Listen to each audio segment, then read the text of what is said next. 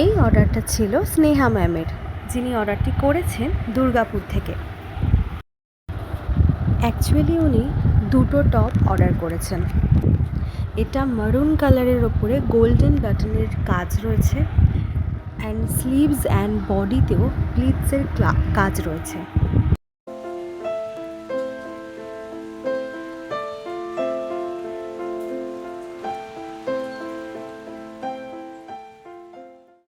এটা সেকেন্ড টপটা, যেটাতে ফ্রন্টে চিকনকারি ওয়ার্ক রয়েছে, তার সাথে প্রিন্ট রয়েছে।